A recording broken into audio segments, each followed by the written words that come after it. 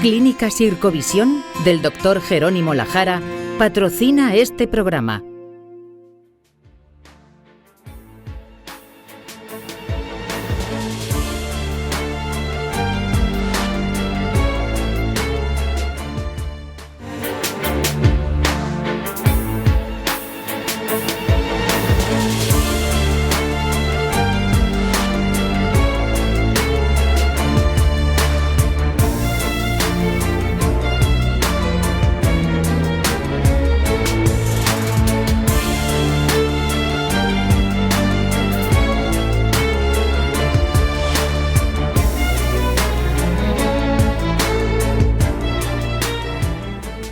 Bienvenido a La Salud en tus manos, un programa que hacemos aquí en Popular Televisión y que también emiten nuestros amigos del grupo Cadena Media. Hoy vamos a hablar del asma. El asma es una enfermedad bastante frecuente, afecta al 5% de los adultos y al 10% de los niños. Pensar que en una clase de 30 niños habrá 3 que son asmáticos. En este programa veremos las causas por las que se puede producir el asma, cuáles son los tratamientos más adecuados y también hablaremos del asma grave, donde hay novedades en el tratamiento. Y para todo ello tenemos en el plató a los siguientes invitados. Inmaculada Sánchez Guerrero, gracias Inmaculada por venir. Gracias a ti por invitarme. Tú eres médico especialista en alergia en el Hospital Virgen de la Risaca y profesora de alergia aquí en la UCAM. Rubén Andújar, gracias Rubén por venir. Tú eres médico especialista en neumología en el Hospital Virgen de la Risaca y llevas una consulta de asma grave. Así es. Muy bien. Juan Pablo Peregrín, gracias Juan Pablo por venir. Tú eres médico especialista en otorrinolaringología en el Hospital Virgen de la Risaca. Efectivamente. Luego explicaremos por qué un médico de otorrino está en una consulta de asma, que creo que... Efectivamente, pueden surgir muchas dudas y es una de las cosas por las que estamos aquí hoy. Muy bien. Hemos sacado las cámaras a la calle para ver qué le gustaría saber a distintas personas sobre el tema que vamos a tratar hoy. ¿Cómo diferencias el asma de otras enfermedades respiratorias? ¿La contaminación afecta para el asma? ¿Cómo diferencio el asma de cualquier otro problema respiratorio? Si tengo asma y no llevo Mentolin encima, ¿qué es lo que puedo hacer? Estas preguntas las vamos a ir respondiendo a lo largo del programa. Inma, dinos qué es el asma. Bueno, el asma es una enfermedad inflamatoria, una enfermedad crónica, y lo que está inflamado son los bronquios. Mucha gente no sabe si tiene mal los pulmones, no es una enfermedad de los pulmones, es de los bronquios. Y esa inflamación lo que hace es que los bronquios se cierren. Y por eso los pacientes dicen, no puedo respirar. Ese cierre de los bronquios dificulta que, más que entre, la dificultad es de que salga el aire. Y eso también puede hacer que los pacientes se oigan esos pitos, que los médicos los llamamos sibilancias, pero en la calle pues la gente los conoce por pitos, que parece como una flauta cuando está respirando el paciente, y también produce mucha tos. Algunos pacientes, como ya digo, que la dificultad es para salir el aire, los pulmones sí que se llenan de aire y entonces notan esa opresión que dice, me noto como un peso, y es porque ese aire se queda dentro de los pulmones, porque lo que cuesta trabajo es que salga el aire, no que entre. O sea que es una inflamación de los bronquios. De los bronquios, sí, no de los pulmones, sino de los bronquios, que son los conductos que llevan el aire hasta los pulmones para que podamos respirar. El árbol bronquial, que es porque es similar a las ramas de un árbol, ¿no? Es totalmente idéntico. Rubén, ¿qué tipos de asma hay? ¿Cuándo se considera que una persona tiene un asma grave? Que eso lo sabes tú perfectamente bien, ya que tienes una consulta de eso. ¿Y qué papel juega el médico de atención primaria en el asma? Te he puesto esa pregunta porque hoy vamos a tener a nuestro compañero Rodolfo, pero al final no ha podido venir y he reestructurado un poquito, pero como tú mantienes relación con los médicos de primaria por todo este tema, pues también nos puedes decir su papel. Sin problemas. A ver, tipos de asma. A día de hoy te podría decir que hay casi tantos tipos de asma como pacientes, ¿vale? Tratamos de individualizar y de buscar rasgos tratables en nuestros pacientes y se trata también de individualizar el tratamiento. Clásicamente hemos hablado de asma alérgica y asma no alérgica, ¿no? Lo que llamábamos antes extrínseco e intrínseco, ¿no?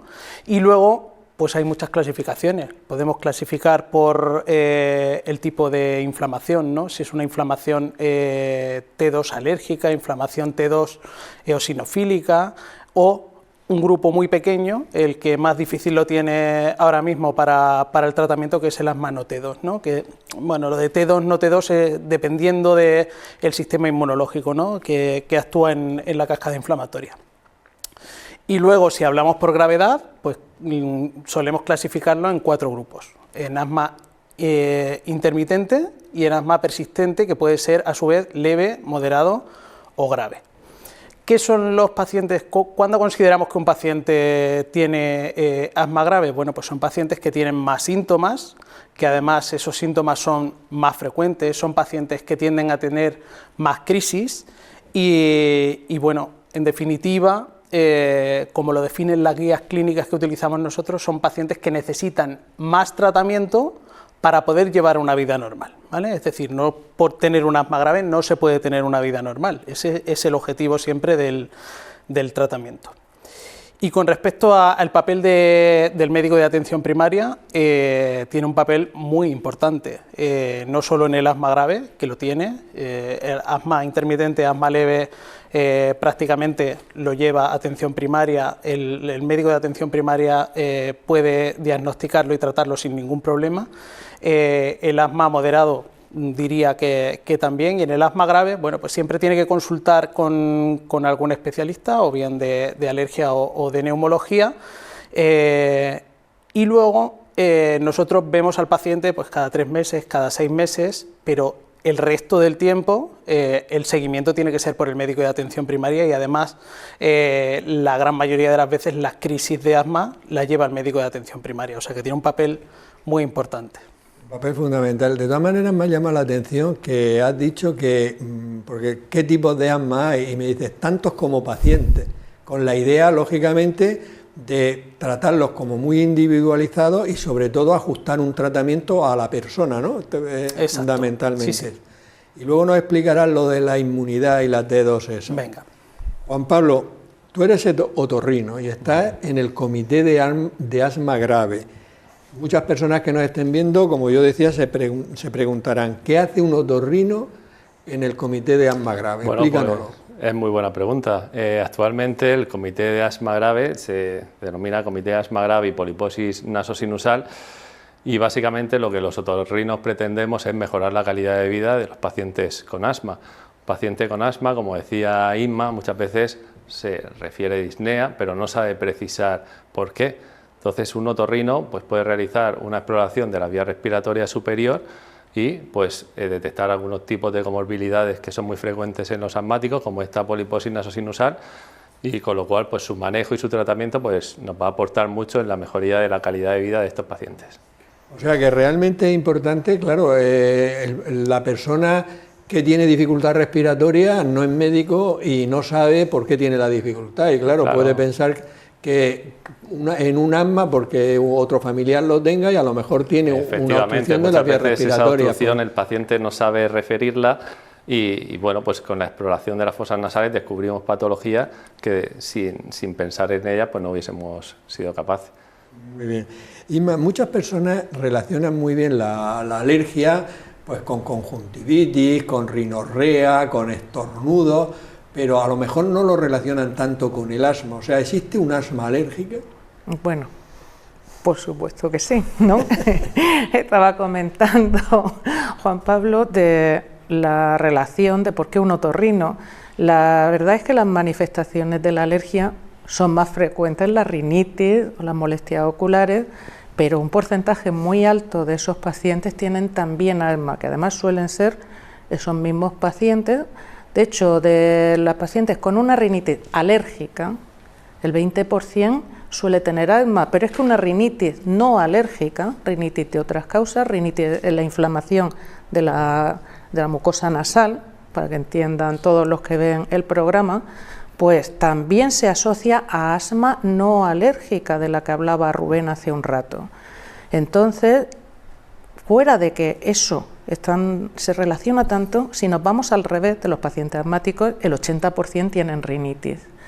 Pero es que además nosotros, que esto ahora se está contemplando en las 3 especialidades que tenemos aquí reunidas, pero los alergólogos desde hace mucho tiempo, uno de mis primeros maestros ya hablaba de la vía común respiratoria, y es que la capa que cubre la nariz y los bronquios pues es prácticamente igual, tiene algunas diferencias, pero afecta y recubre toda la mucosa de nariz, garganta, luego sigue la tráquea, el árbol bronquial que decíamos, y entonces se puede afectar por las mismas causas, es la misma inflamación. Y luego si hablamos de asma, ya en global, pues el 50% de los pacientes con asma, los adultos, son alérgicos, pero es que si hablamos de niños, hasta un 80% de los niños que tienen asma, el asma se produce por alergia. De hecho, cuando tú ves un niño con asma, lo primero que tienes que pensar es que va a ser alérgico. O sea que realmente no es que la alergia produzca asma, es que realmente la mayoría del asma, el 50% has dicho en adultos, sí, es que la y el mayoría, 80% en niños. En niños, sí, es que es muy frecuente. Muy frecuente, ¿vale? Pues entonces... Y es nuestro segundo motivo de consulta después de la rinitis, en las consultas de alergia. Y claro, tiene una explicación que tú has dicho muy bien, que es que la mucosa de la vía respiratoria es muy similar en todas las partes. Y claro, lo mismo que puede afectar a la nariz, puede afectar al bronquio o puede afectar a la... Sí. Muy bien. Rubén, en los niños, ¿a qué edad suele aparecer el asma en los niños, si es que hay una edad? Si está aumentando el asma, si por ejemplo nos preguntaban que si la contaminación está haciendo que aumente la enfermedad asmática, y que nos hable un poco del tema de la teoría de la higiene en el asma. Bien, pues en los niños puede aparecer a cualquier edad realmente, incluso a veces antes de los 5 o 6 años puede aparecer la enfermedad, ¿no? Los síntomas son muy variables con el tiempo y como dice Isma, el 80% son alérgicos, ¿no? Con lo cual hay un tratamiento más específico, ¿no? Si hay algún alérgeno específico se le puede dar inmunoterapia y hay un porcentaje amplio de remisión de la enfermedad en niños, ¿no? Entonces, pues bueno, es verdad que hay un porcentaje mayor de asmáticos en niños que luego ya sabemos que en adultos luego es el 5%, en torno al 5%, ¿no? Con lo cual hay un porcentaje ahí de remisión importante. Con respecto al aumento de la prevalencia, sí se está viendo que está aumentando la prevalencia. Yo creo que la contaminación tiene mucho que ver, la contaminación atmosférica. De hecho, nosotros en las consultas sí percibimos los días que hay más contaminación o los días que hay peor calidad del aire, los pacientes suelen venir peor controlados, ¿no? Y bueno, pues eso es una cosa que llama la atención, ¿no? Hay días que tenemos que vienen los pacientes con buen control y va pasando la consulta y tienes una consulta estupenda porque los pacientes están bien, y los días que hay más contaminación o que hay calima, por ejemplo, esos días vienen los pacientes casi todos con un peor control de la enfermedad, con lo cual la contaminación es un factor importante. Y por otro lado, la teoría de la higiene no deja de ser una teoría, ¿no? Pero sí que parece que los niños que se han criado en granjas, por ejemplo, tienen una menor prevalencia de asma que aquellos que se han criado en una ciudad, en ambientes urbanos, ¿no? Y parece que puede tener que ver con determinadas infecciones en la infancia que activan el sistema inmunológico, ¿no? Y que los que están criados en ambientes más limpios, ¿no? Tendemos mucho a la limpieza, pues parece que el sistema inmunológico no se desarrolla tan bien, y eso hace que luego cuando se exponen a determinados alérgenos hagan una respuesta exagerada. De todos modos, no deja de ser una teoría, ¿no? Pero, por ejemplo, en los días que hace calima o que ahora en los móviles nos sale aire malo o que indica que la calidad del aire es mala, tal, por ejemplo, los asmáticos, ¿sería conveniente en esos periodos que usaran mascarilla? ¿Y en qué caso sería aconsejable que se quedaran en su casa? Que no salieran más a la calle por la contaminación. Bueno, interesante que no salieran de casa en los días que hay alerta por contaminación del aire, y luego sería conveniente que utilizaran mascarilla los días que tenemos peor calidad del aire, ¿no? Y tendría que ser una mascarilla FFP2, ¿no? porque la mascarilla quirúrgica se les quedaría corto para la entrada de Pero eso lo recomendáis, ¿no? Sí. Vale, sí. O sea, no... Ve más lejos, Isma. Mascarilla nos la deberíamos poner todos ahora que ya hemos superado la barrera psicológica de ir con mascarilla los días que hay contaminación, que además en Murcia últimamente está todos los días, el ambiente está fatal. Cada vez que uno pues lo mira, la verdad es que sería una recomendación, pero no solo para asmáticos, sino para toda la población. Yeah. Yo que hago bicicleta en el garaje de mi casa, que es un duple. Buen sitio. No, porque ahí no hay, o sea, quiero decir... Bicicleta estática. Bicicleta estática. Es un duple, ahí la contaminación será mucho menor que en la calle los días de alta contaminación, me refiero, ¿no? Sí, además no tienes viento. No, que el viento es otro de los factores que puede exponerte más a, esas sustancias, sean alérgenos o sean contaminantes ambientales. Pues ya ¿no? estamos aprendiendo cosas importantes, prácticas, ¿eh? Y respecto a que hablábamos de la higiene, ya no solo en los niños de granja y de ciudad, eso está súper comprobado que en países subdesarrollados, que llamamos nosotros, que bueno, habría que ver en qué nos basamos para decir que es desarrollado o subdesarrollado, pero está claro que hay mucha menos patología bronquial, hay menos asma. Hay más mortalidad, pero hay menos prevalencia. Y ahí también podríamos decir que el sistema inmunitario está ocupado en combatir infecciones de las que aquí no tenemos. En el caso de la alergia, el sistema inmunitario, cuando ataca a la alergia, ¿no?, que nos produce alergia a los alérgenos, está utilizando una forma de actuación que está diseñada para combatir a parásitos, concretamente, ¿no? Nuestro sistema inmunitario tiene una forma de actuar para virus, una forma para bacterias, otra para parásitos, y concretamente la alergia se produce por el mecanismo como si se estuviera atacando parásitos. En los países pues, de África, Sudamérica, Asia, hay muchísimos parásitos. Aquí, por lo que hablábamos, higiene, lo llamemos de otra forma, tenemos muchos menos parásitos. Entonces esa parte de nuestro sistema inmunitario se queda como aburrida, ¿no? Y tiene que actuar. Totalmente. Y esa sería también una de las posibles explicaciones de por qué se producen en el caso de la alergia. Cuando se aburre no hace. Vamos a ver, Juan Pablo, explícanos qué es la poliposis nasosinusal y cómo afecta a las personas que tienen este problema. Bueno, pues la poliposis nasosinusal sería pues una inflamación crónica de la mucosa nasal y de los senos paranasales que va a dar lugar pues a unas formaciones blanquecinas, que es lo que denominamos pólipos. Hay que tener en cuenta que estos pólipos son benignos, no van a producir otros efectos más allá. Sí que es verdad que tienen la capacidad de ir creciendo y pueden ocupar pues todas las fosas nasales, con las repercusiones que esto pueden tener, principalmente en la vía respiratoria. El paciente con poliposis nasosinusal pues se queja, los síntomas que refiere principalmente pues son esa obstrucción nasal propia de la ocupación que tienen en la mucosa nasal, congestión, rinorrea, y luego puede tener también alteraciones en el sentido del olfato, que es una de las quejas que más les molesta a este tipo de pacientes. Y debe ser bastante incómodo tener la sensación de ocupación ahí, aparte de la dificultad respiratoria. Extremadamente incómodo.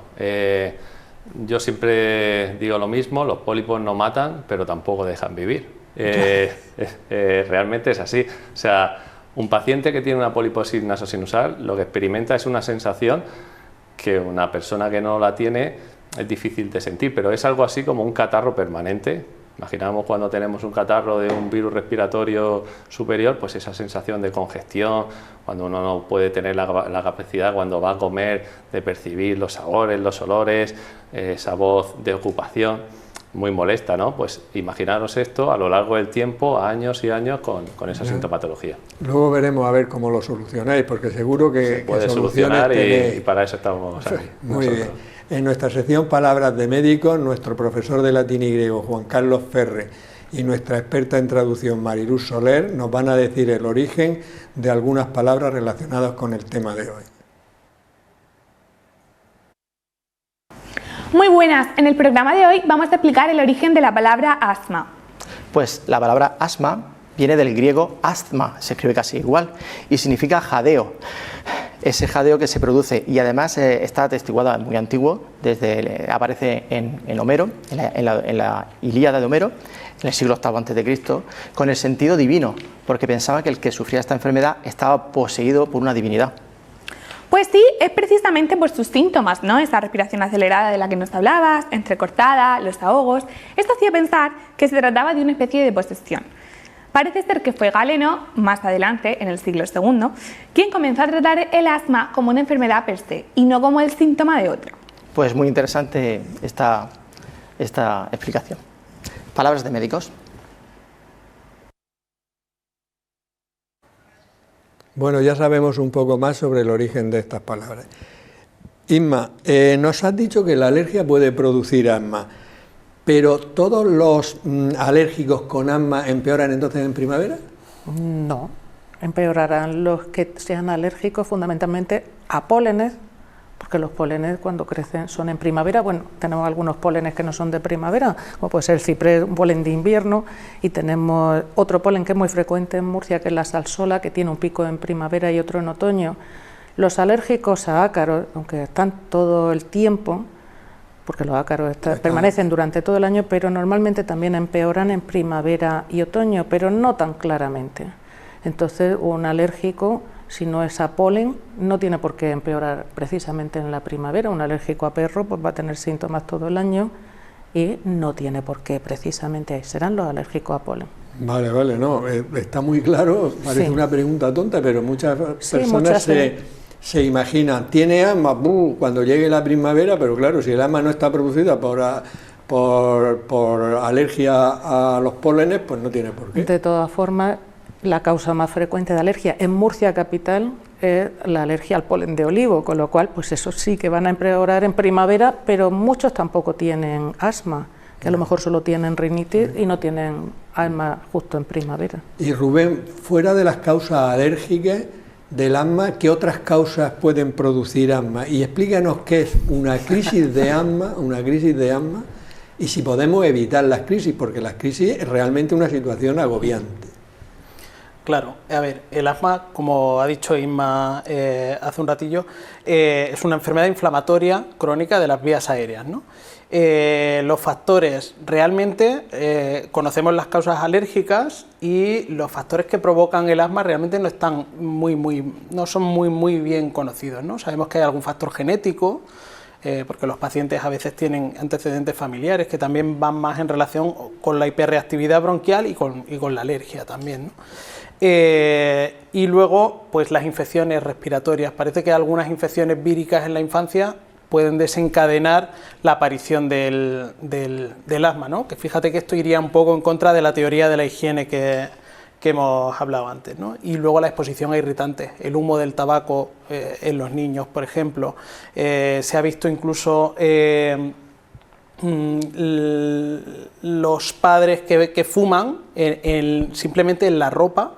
El contacto del niño con la ropa puede acabar provocando infecciones respiratorias y eso acabar provocando asma, ¿no? Y luego la contaminación, que es un tema importante y cada vez más frecuente, ¿no? Que ya hemos dicho antes que cada vez hay más prevalencia de asma. La crisis de asma. ¿Cuándo decimos que una persona tiene una crisis de asma? Un paciente con asma tiene una crisis de asma cuando tiene un empeoramiento de los síntomas que hace que tenga que aumentar el tratamiento, ¿vale? ¿Eso ya es una crisis? Eso sería una crisis. Depende de lo que tenga que aumentar el tratamiento, sería una crisis leve, moderada o grave, vale, ¿no? Si el paciente tiene que acudir a urgencias porque se ahoga, eso sería una crisis grave, si lo puede manejar él solo con las indicaciones que le damos a los pacientes en la consulta, pues sería probablemente una crisis leve, moderada, ¿no? Y en el caso de si se pueden prevenir las crisis se pueden prevenir y se previenen haciendo bien el tratamiento, ¿vale? A veces los pacientes utilizan el tratamiento de mantenimiento que les ponemos en la consulta y cuando se encuentran mejor se lo dejan, con lo cual la inflamación vuelve a aumentar y aparece la crisis, ¿no? O sea que siguiendo bien las indicaciones que le da a su médico podemos prevenir las crisis. O sea, ser un buen cumplidor del tratamiento es muy importante. Juan Pablo, vamos a hablar de la poliposis nasosinusal. ¿Por qué se produce? ¿Cuál es la causa de la...? Pues fíjate, Juan, que a pesar de todos los avances científicos que ha habido en los últimos años, principalmente en los últimos 10 años, pues la causa sigue siendo desconocida.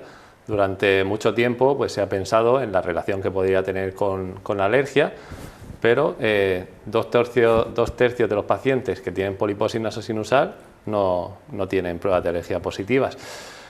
Actualmente pues hay una teoría multifactorial en la que los pacientes pues, en determinadas exposiciones, una predisposición genética con unas exposiciones a virus, bacterias, incluso toxinas, en un contexto inflamatorio TH2 como puede ser en la rinitis alérgica o en el asma, pues puede hacer que se desencadene pues, este proceso inflamatorio en la mucosa nasosinusal. Muy bien, o sea que realmente la causa última, o sea, tenéis idea de bastantes cosas, pero realmente la causa última es desconocida todavía. A día todavía. de hoy se sigue desconociendo. Vale. Isma, cada vez hay más personas que tienen mascotas. Lo de los perros es una cosa increíble. En España hay más perros que niños menores de 15 años. ¿Sí? Y hay muchas personas que ya no tienen uno, tienen dos. O sea, cada uno es muy libre de eso, y otros tienen gatos, o sea que realmente está aumentando mucho el número de las mascotas. ¿Vosotros veis, pueden llegar a producir una mascota porque sean alérgicos asma? Sí. ¿Y qué habría que hacer en esos casos? Cada vez en el mundo que vivimos es verdad que el ser humano está cada vez más solo y se busca la compañía de mascotas, que encima pues cuestan, aunque ahora ya se están humanizando las mascotas y algunos cuestan, pero cuesta menos tener un perro económicamente que tener un hijo, ¿no? Entonces hay mucha gente que empieza a tener y además pues que yo no sé, esto es muy libre y cada uno, no quiero entrar en cosas, discusiones éticas, pero sí que es verdad que cada vez se tienen más. Las mascotas, el problema que tienen a la hora de producir alergia, que sí que los pacientes se hacen alérgicos con frecuencia cuando los tienen, es que se pasan muchas horas en contacto con las mascotas. Cuando los pacientes asmáticos suelen empeorar por la noche ya de base. Si tú tienes una mascota y además se tiende, porque esto antes no pasaba, antes la gente tenía animales en casa y los animales vivían en un sitio, en una cuadra, fuera de la casa normalmente, y el humano en otro sitio. Ahora se duerme incluso en la cama con la mascota porque ya es casi como si fuera un hijo más, ¿no? O un hermano. Entonces se pasan muchísimas horas, sobre todo durante la noche. Entonces estás toda la noche inhalando las partículas que producen alergia. Y tenemos verdaderos problemas. La suerte es que los perros no suelen producir tanta asma como los gatos, por ejemplo. El gato y el caballo son animales que producen unos síntomas de asma, además, muy violentos y se llevan muy mal. Los perros, hay pacientes, que esto además nos llama la atención desde hace mucho tiempo, ahora ya tenemos algunas pistas, aunque no todas, de que el paciente con perro muchas veces tolera el suyo y no tolera otros, ¿no? Y nosotros decíamos, esto es imposible que pase, pero es una realidad. Puede haber diferencias de que sea macho o hembra, porque hay una sustancia que es como el antígeno de la próstata, que eso aumenta normalmente en el hombre a partir de una edad, pues los perros tienen un antígeno prostático que produce alergia y a lo mejor si eres alérgico a esa proteína, que eso es relativamente frecuente, podrías tener una hembra y no tolerar un macho. Tú dices que hay muchos perros, pero es que últimamente hay muchos gatos. ¿Por qué? Pues porque el gato no tienes que sacarlo a pasear a la calle.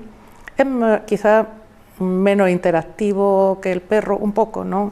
Pero también, y los gatos de hoy día son como menos ariscos y necesitan menos cuidado, y eso de que no tengas que sacarlo en los tiempos que tenemos, pero el gato da muchísimos síntomas.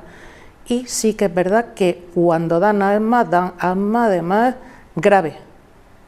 Y que tenemos gente que ingresa por crisis de asma cuando son alérgicos a perro o fundamentalmente a gato. Es muy interesante lo que muy curioso además, ¿no? Lo que has contado de que a lo mejor un perro macho produce más alergias que el perro hembra, o sea que realmente, vamos, lo veo muy curioso, ¿eh? Y en estos casos, por ejemplo, de una alergia que te desencadena crisis de asma, es grave y da un gato, pues no te queda más remedio que dar el gato. Sí, tenemos otro remedio y además que con frecuencia es eficaz. Hay vacunas. Vale. Hay vacunas contra la alergia al gato y al perro. Mucha gente llega, y sobre todo con los gatos ahora, el gato transgénico, que como no tiene pelo, ese gato también da alergia, porque aunque hablemos de alergia al pelo del gato, pelo del perro, la mayoría de las sustancias que producen alergia no son el pelo, son sustancias que están en la saliva, en la orina, en el sudor de los animales, y entonces ese gato no tendrá pelo, pero sigue produciendo alergia. Y lo que te decía, que las vacunas sí que son eficaces, no en el 100% de los pacientes, pero tenemos, y lo utilizamos mucho también en veterinarios, que sacar el animal de la casa de verdad que es un problema, y yo sí que le aconsejaría a toda la gente que sabe ya que es animal, o sea que es alérgico a una mascota y no la tiene, que no la meta en la casa, porque tú, y llega mucha gente y se pone a llorar cuando le dices soy alérgico al perro, ay, es que yo quería meter un perro, ahí llora un momento, pero cuando tienes un perro que es uno más de la familia, entonces viene el verdadero problema, y tenemos sobre todo niños que ingresan y no entiende el padre que hay que separarlo, y no es un problema, es un problema serio y que a veces se puede evitar en un principio. Vamos a ver, Rubén, hay personas, por ejemplo, que tienen una infección respiratoria y consecuencia de esa infección tienen broncoespasmos, es decir, tienen los pitos que ha dicho, las sibilancias que ha dicho antes Isma, y a veces, pasa ese periodo agudo de la enfermedad y la persona pues sigue un periodo de tiempo con esos pitos y tal. ¿Cuándo podemos decir que esa persona tiene asma y qué exploraciones complementarias habría que hacer para confirmarlo?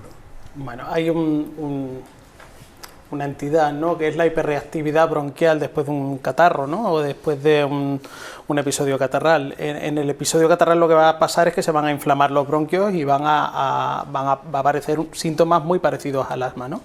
Y esa inflamación a veces cuesta mucho trabajo eliminarla, ¿no? Pero una vez eliminada, esos pacientes pueden ir bien, y no necesariamente son asmáticos, simplemente que tienen esa hiperreactividad, esa respuesta exagerada de los bronquios a determinados estímulos cuando están inflamados. ¿Cómo diagnosticamos el asma? Pues siempre y cuando podamos demostrar una de las características del asma, es decir, que tengamos obstrucción al flujo aéreo, este estrechamiento que ha dicho antes Isma, donde el aire entra muy bien pero sale muy mal y se escuchan esos pitidos, y veamos que esa obstrucción es reversible, podemos decir que el paciente es asmático. Si conseguimos demostrar la inflamación en los bronquios, también podremos decir que es un asma. Si conseguimos demostrar la hiperreactividad, es decir, esa respuesta exagerada bronquial, ese estrechamiento rápido ante un estímulo, también podríamos decir que el paciente puede ser asmático, ¿no? Y tenemos pues una serie de pruebas que nos indican esto, ¿no? Por un lado, la espirometría forzada, en la que después de realizar una espirometría basal se le da salbutamol o algún otro broncodilatador al paciente y se repite la espirometría y comprobamos que esa obstrucción ha revertido, ¿no? Por otro lado, los pacientes a veces pueden tener en su casa unos dispositivos que son medidores de picos de flujo, ¿no? Y un flujo expiratorio máximo que varía a lo largo del tiempo en torno al menos un 20%, también nos llevaría a la conclusión de que el paciente es asmático. El feno, la fracción exhalada de óxido nítrico, que se le pide al paciente que inhale un aire libre de óxido nítrico y luego se exhala ese aire y una máquina determina las cantidades de óxido nítrico, ¿no? Y hay unos niveles normales, digamos, ¿no? Cuando el paciente sobrepasa esos niveles quiere decir que tenemos inflamación a nivel bronquial y también podríamos decir que el paciente es asmático. Y luego, por otro lado, exponerlo a sustancias, ¿no?, como la metacolina o el manitol, y comprobar que hace esa respuesta exagerada, ¿no?, que hace ese broncoespasmo, por supuesto, siempre muy, muy controlado, ¿no?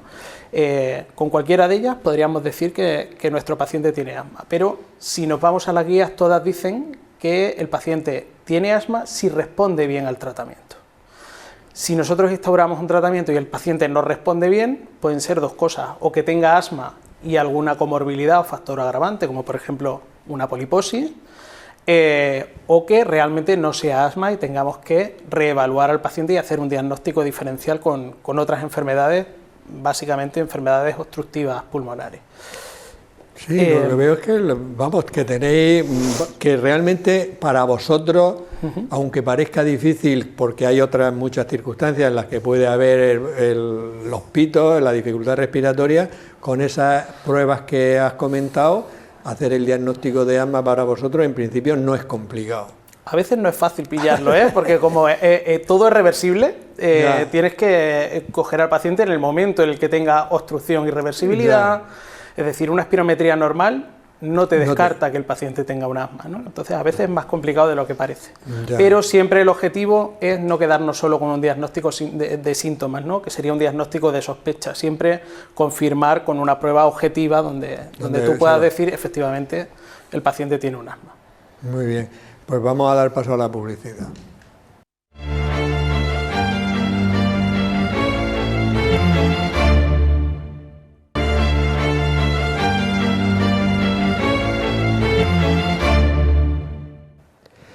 Juan Pablo, ¿cuál es la relación que existe entre la poliposis nasosinusal con el asma? ¿Y cómo afecta, si se produce esta poliposis, a la calidad de vida de los pacientes? Sí, pues la poliposis nasosinusal incrementa mucho el riesgo de padecer asma. De hecho, un paciente con poliposis nasosinusal tiene 3,5 veces más de riesgo de padecer asma que la población general. A la inversa, hasta el 20% de los pacientes asmáticos pueden tener poliposis nasosinusal y esta se incrementa mucho cuando se asocia pues, con otras patologías como son la intolerancia a antiinflamatorios.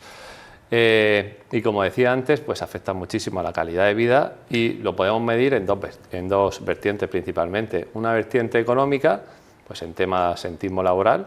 Al final son pacientes que esa obstrucción pues, les genera también infecciones de repetición, sinusitis y luego pues, en la calidad de vida, ¿no? Un paciente con poliposis nasosinusal, nosotros medimos en otorrino la esfera puramente de los síntomas nasales, de esa obstrucción, de esa congestión, de esa pérdida del olfato, pero también otras esferas que no son menos importantes, como la esfera emocional. Son pacientes pues, que se pueden experimentar tristeza a lo largo de este periodo, pueden tener alteraciones en el sueño y bueno, pues para eso tenemos unos formularios específicos que se denomina SNOT-22 y que pues nos dan un poco digamos, la imagen global del paciente en todas sus vertientes. O sea que valoráis también, por lo que has dicho en los protocolos en las tablas, valoráis la calidad de vida del paciente, ¿no? De las repercusiones que tiene sobre su salud. Efectivamente, y aparte es uno de los datos que más relevantes para nosotros para determinar las pautas de tratamiento. No es lo mismo un paciente que tenga una repercusión muy grande en la calidad de vida, pues el tratamiento lógicamente se debe de adecuar no solo a la imagen que vamos a ver nosotros, como explicaremos posteriormente en la endoscopia o en las imágenes de escáner, sino también lo que el paciente siente. Claro, muy importante. Inmaculada, Isma, vamos a ver, antes nos ha comentado Rubén las pruebas diagnósticas del asma. ¿En qué casos sería necesario hacer pruebas alérgicas a una persona que tiene asma? Mi opinión, y alguna vez le he dicho, y bueno, que la compartimos, sobre todo los alergólogos, es que todo paciente con asma debería tener un estudio de alergia. Hemos dicho que la mitad de los pacientes asmáticos adultos son alérgicos y el 80% de los niños son alérgicos. Y además la alergia es una de las causas que se puede tratar y a veces desaparece. Tenemos unas vacunas de alergia que, bueno, pues no todo el mundo las conoce, ni mucha gente las tratan como que, vacuna de alergia, eso no vale para nada. Pues tenemos muchos pacientes, avances, ¿no? Sí, y es una causa de asma potencialmente curable, porque con vacunas tenemos pacientes que en 3, algunos incluso en 2 años, que ya no tienen que volver a utilizar inhaladores. Entonces yo pienso que puesto que tiene una causa potencialmente curable se le debe hacer a todos. Y nosotros además en la consulta de alergia es que lo diagnosticamos a la vez de asma y de alergia, porque nosotros que solemos tener una consulta de alta resolución, el día que van le hacemos pruebas y le hacemos pues la espirometría que decía Rubén, antes y después de echarle el inhalador, a ver si se mejora. Y la otra técnica que también ha comentado Rubén, del óxido nítrico exhalado, que además son pruebas que saben hacer incluso un niño pequeño, que son fáciles de hacer y es solo soplar, no es nada agresivo y que las tienen en el mismo día. O sea que está claro que hay que hacerse pruebas de alergia a toda la persona que tenga asma. Toda persona con asma. Toda persona con asma. Y vosotros veo que hay una... O sea, que vosotros tratáis el asma y hacéis las pruebas de alérgica, vosotros, tú como neumólogo también.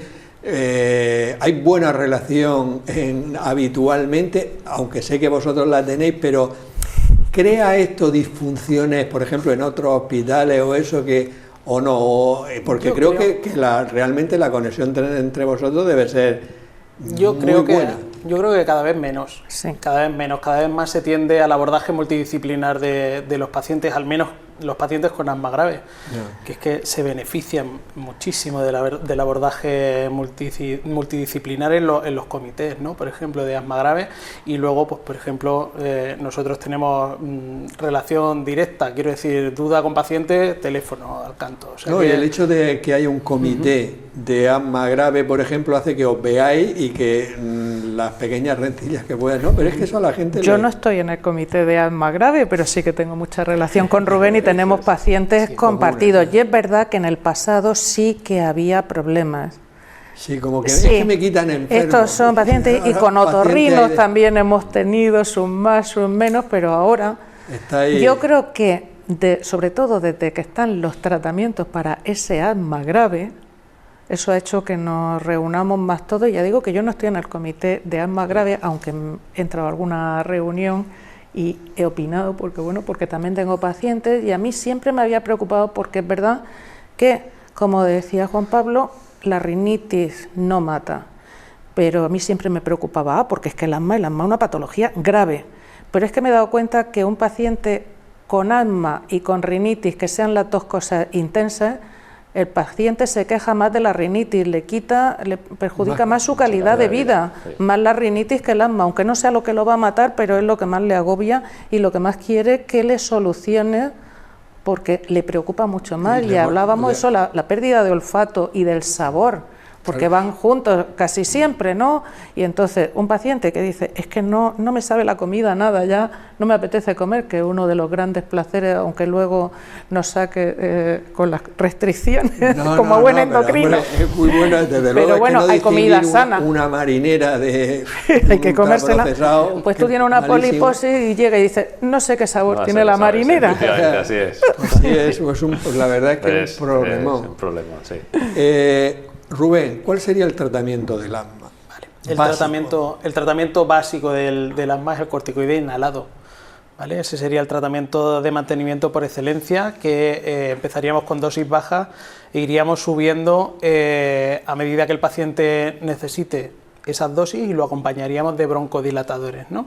Clásicamente los broncodilatadores de acción larga, y ahora los antimuscarínicos también, que se utilizaban mucho en la época, los LAMA, también en el asma grave se empiezan a utilizar, sobre todo en aquellos pacientes que persisten con la obstrucción al flujo aéreo, es decir, que ya han evolucionado tanto que esa obstrucción ya no es reversible, al menos del todo, ¿no? Y en esos pacientes tiene mucho sentido utilizarlo. Y luego, por otro lado, tenemos la medicación de rescate, ¿no? El salbutamol, que hay que tener cuidado y explicarle muy bien al paciente qué es tratamiento de mantenimiento y qué es medicación de rescate, ¿no? Porque, claro, con el salbutamol notan un alivio inmediato y muchos pacientes dicen, el que me hago yo todas las mañanas o por la mañana y por la noche, no noto la mejoría, o no noto tanta mejoría, ¿no? Pero, claro, al paciente hay que explicarle que la medicación de rescate o de alivio nos abre el bronquio inmediatamente, pero lo abre inflamado.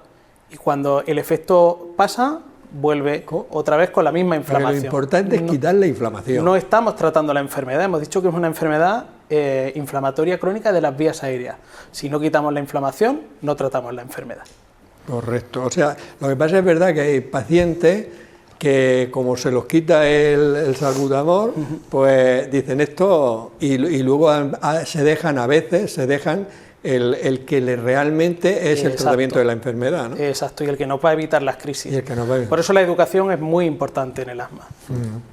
Juan Pablo, el diagnóstico me imagino que es fácil del de la poliposis, pero ¿hay otras enfermedades con las que tengáis que hacer el diagnóstico diferencial? Porque incluso a lo mejor no es una poliposis, pueden ser cosas más importantes. Sí, digamos que para obtener un diagnóstico de la poliposis, pues como en otras patologías, lo primero que hay que hacer pues, es pensar en ella.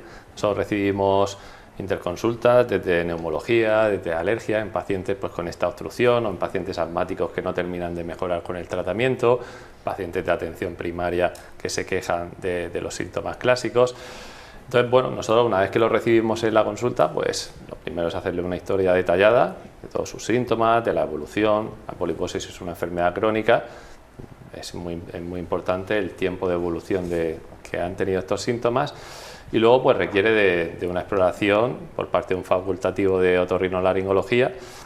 Como sabéis, a nosotros nos gusta mucho enseguida que viene un paciente a la consulta introducir el fibroscopio o el endoscopio nasal, ¿no? Es casi característico de nuestra consulta. Menos mal que ahora son súper finos y... Hay que decir que ya la verdad es que siempre cuando un paciente llega, pero me va a meter eso por la nariz, bueno, no se preocupe usted que yo lo voy a hacer con mucho cariño, que cada vez son más finos, tienen mejor luminosidad y son menos molestos, la verdad. Entonces, pues para nosotros es una exploración pues casi patogneumónica. En el momento que le podemos introducir el fibroscopio y vemos esas formaciones blanquecinas a ambos lados de las fosas nasales, pues ya tenemos prácticamente el diagnóstico de certeza, no tenemos que coger una biopsia. Eso iba a preguntar, que no es necesario en la inmensa mayoría de los casos coger muestras. Efectivamente. Cogeríamos muestras pues cuando hay dudas, que puede ser otro tipo de formaciones, pero generalmente cuando son unilaterales, ¿vale? Pero la imagen clásica de un pólipo para un especialista en otorrino estamos muy relacionados y no tenemos que tener problemas. Luego dejamos, digamos, la solicitud de un escáner o una tomografía computarizada, pues para casos a lo mejor en los que ya vamos a someterlos a una cirugía para ver la extensión o pues, sospechando alguna complicación que pueda haber. O sea que el TAC o el escáner solo en los casos en que planificación de cirugía o pensar en complicaciones. Isma, lo hemos comentado, pero es que yo creo que es un tema muy importante, porque alguna persona asmática se puede preguntar, bueno, si yo estoy bien, ¿por qué tengo que hacer el tratamiento todos los días cuando yo me encuentro bien la mayoría de los días? Lo comentaba Rubén y bueno, yo he dicho que era una inflamación crónica, pero por esa reversibilidad que hablábamos, que quiere decir que el paciente con asma, aunque tenga la inflamación continua, los bronquios no están igual de cerrados, que eso es una de las cosas que utilizamos para diagnosticar el asma y diferenciarla de otras enfermedades que preguntaba alguien de la calle, ¿no? Pues por esa misma razón, pues los pacientes no tienen síntomas continuos, a lo mejor tienen, en unas horas del día tienen, en otras no, o se tiran una semana mal, 7 bien, o al revés. Entonces, ya lo comentábamos antes, como hay una inflamación, el tratamiento debe ser con un antiinflamatorio. ¿Cuáles son los antiinflamatorios? Los corticoides. Antes, cuando no existían los broncodilatadores de larga duración, entonces lo teníamos como que más complicado, porque tú le ponías un corticoide al paciente y a mí me costaba 2-3 visitas para que el paciente cumpliera el corticoide, por lo que comentaba Rubén. Me echo el broncodilatador, mejoro en un momento, me echo el corticoide y no noto absolutamente nada. Ahora, muchos de nuestros pacientes, porque las guías, yo no sé, en parte también se olerían lo que pasaría, entonces también está indicado a veces de rescate utilizar la mezcla de un corticoide con un broncodilatador, pero utilizarlo solo de rescate, ¿no? Si el asma no es muy grave. Para que le pongan el corticoide. Entonces lleva el mismo inhalador, lleva las dos cosas y aunque lo utilices de rescate no es igual que si te lo estás echando todos los días, pero por lo menos ya tienes una dosis de antiinflamatorio. O sea que, por decirlo de alguna manera, es como engañarlo para que se ponga el corticoide. No exactamente, no. Bueno, hombre, no engañarlo, es no es engañarlo y de hecho está en las guías pero internacionales. Que es como para que el paciente cumpla mejor. No necesariamente, no, es añadir el corticoide en ese asma intermitente que tiene inflamación y en lugar de utilizar de rescate el salbutamol, se utiliza una combinación de corticoide inhalado y que lleva formoterol, que también es muy rápido y en 5 minutos también hace efecto, ¿no?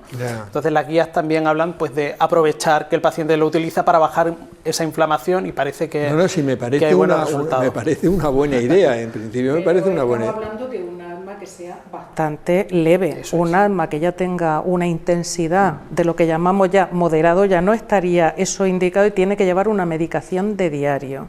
Pero no nos vamos a engañar, no existe ninguna enfermedad que tenga una complementación muy alta de la medicación, porque si nos vamos a cualquier enfermedad, nos vamos a diabetes, tú que has tenido muchos pacientes diabéticos, nos vamos a cualquier cosa.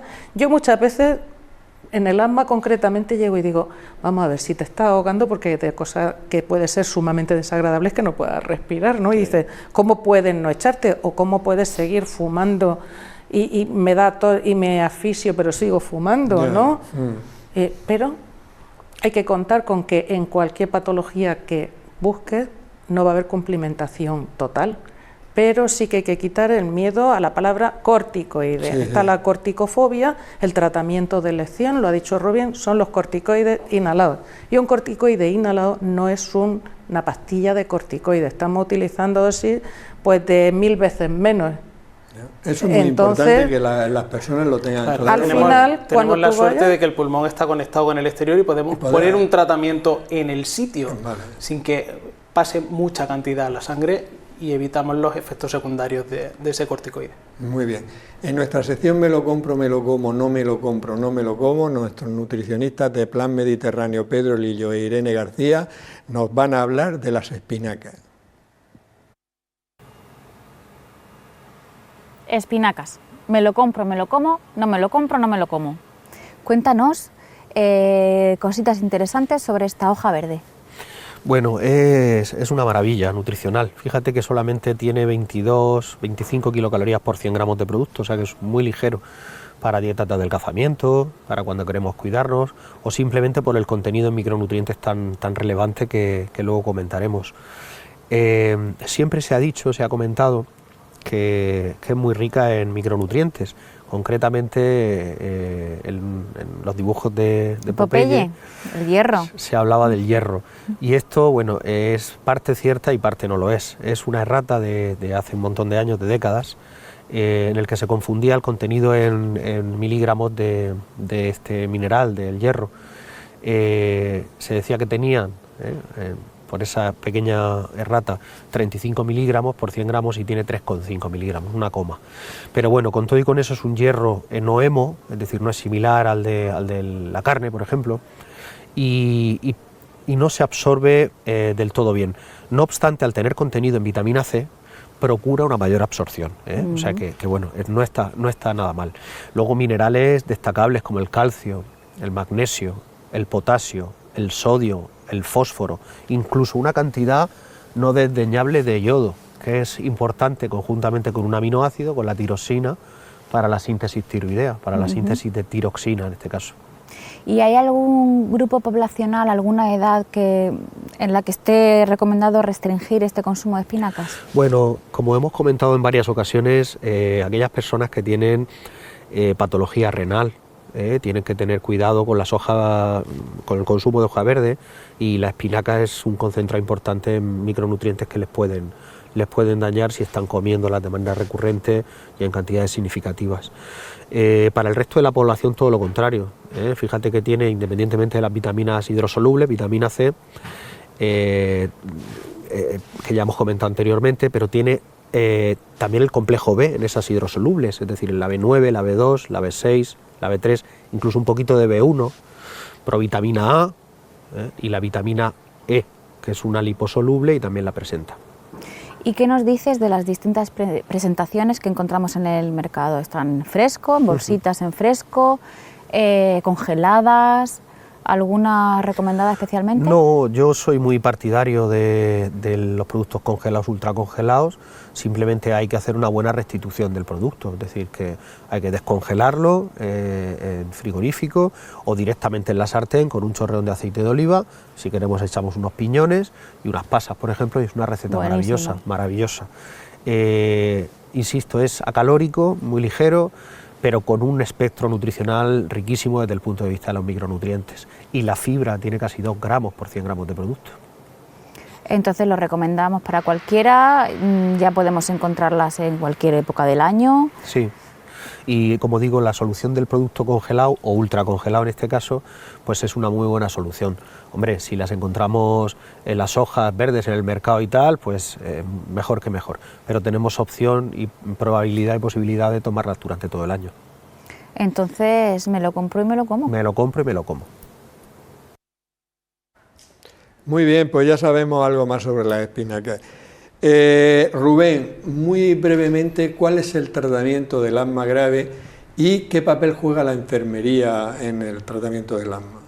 Muy breve. El tratamiento del asma grave es el mismo que para el asma no grave, pero con más intensidad. Utilizaríamos corticoides inhalados a dosis más altas, los LABA, los LAMA, es decir, broncodilatadores asociados, y el problema viene cuando el paciente ya no responde a esto, ¿no? Que era el máximo escalón hace unos años, ¿no? Para todo esto. Ahora, cuando el paciente entra en la consulta con sospecha o con diagnóstico de asma grave, lo primero es corroborar que tiene un asma, lo segundo, ver por qué no está funcionando el tratamiento, es decir, buscar comorbilidades o agravantes y tratarlas, y ver si está cumpliendo y hace bien la técnica inhalatoria. Si todo eso está bien, intentaríamos encuadrar al paciente en un fenotipo, ¿vale? Tenemos biomarcadores, los eosinófilos, la inmunoglobulina E, el feno, bueno, pues una serie de biomarcadores para poder encuadrar al paciente y poder ponerle uno de los nuevos tratamientos, que son los tratamientos biológicos, ¿no?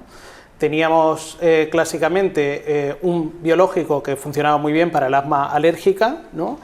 Pero de unos años para acá pues han ido apareciendo nuevas moléculas que lo que hacen es bloquear la cascada inflamatoria, o sea, bloquear la inflamación para que los bronquios no se inflamen, ¿no?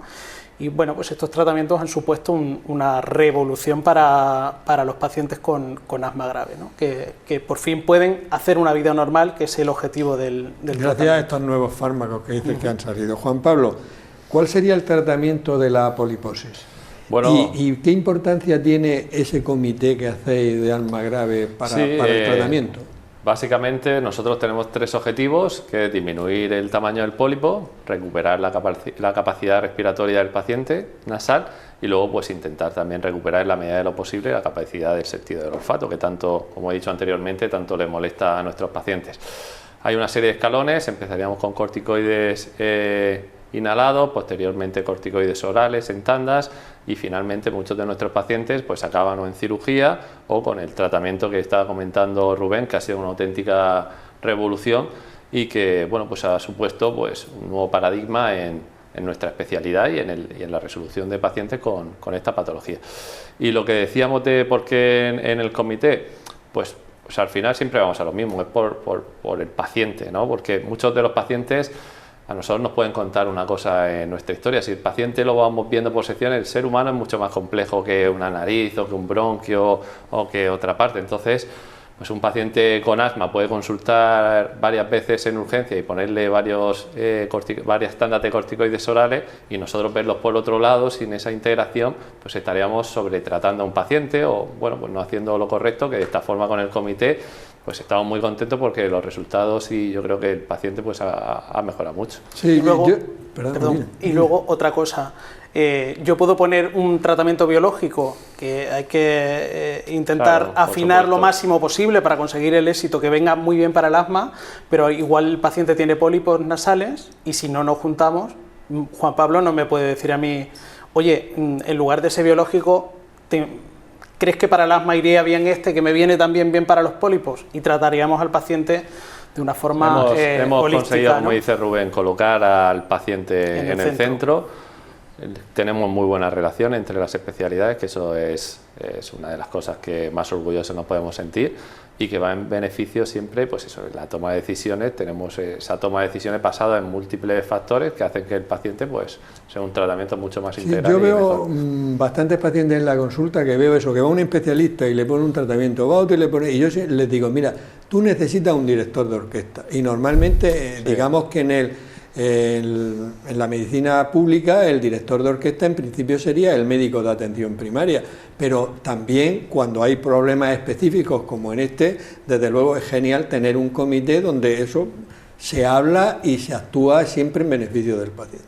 Y ahora, Isma, un tema que te gusta siempre mucho, que es el tratamiento específico del asma.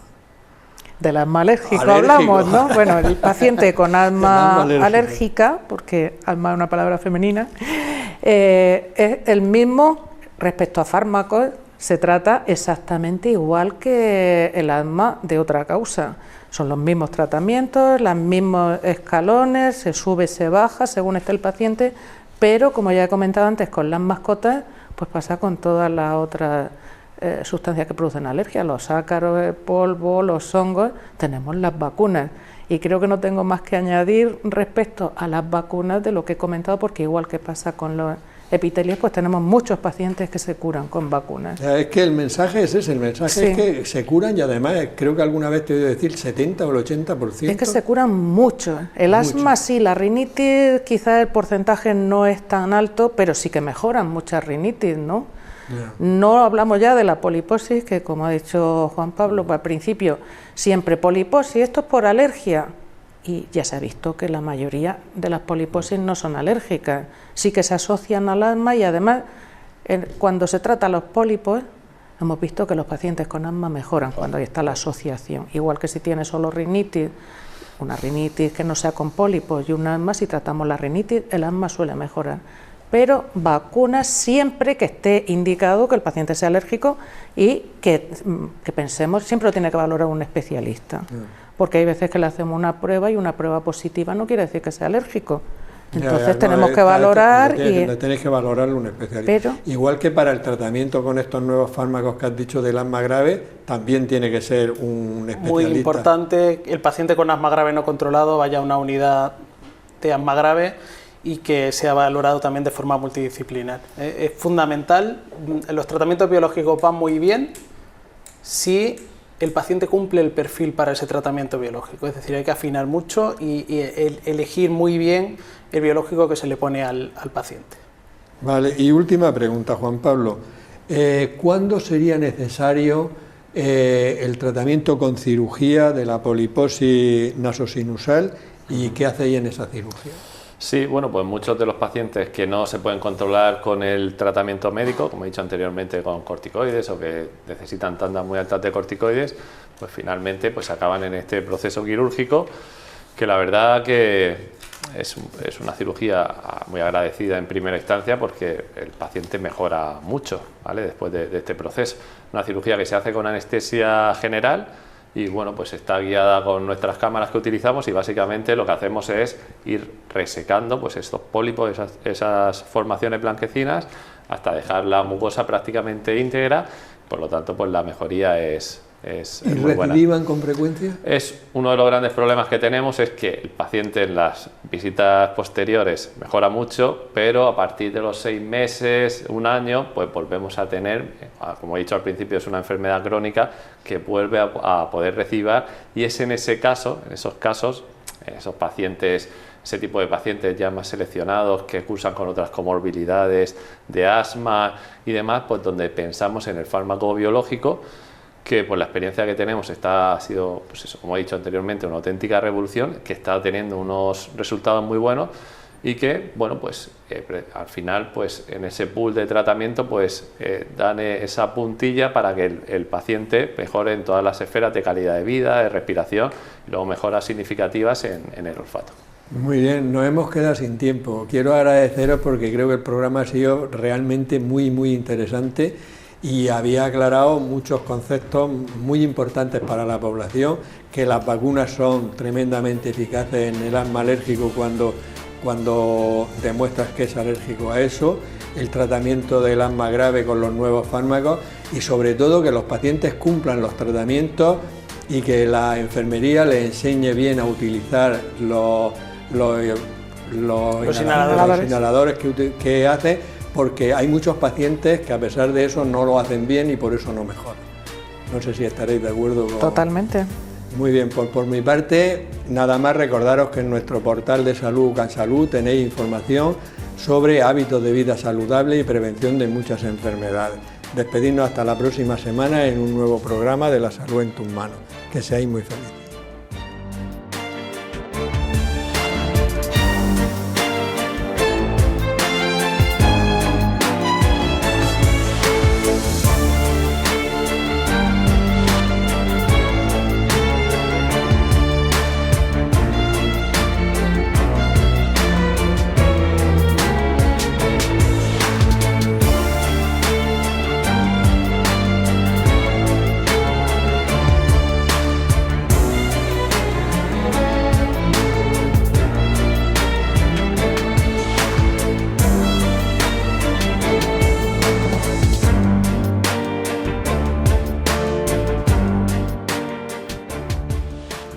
Clínica Sircovisión del Dr. Jerónimo Lajara patrocina este programa.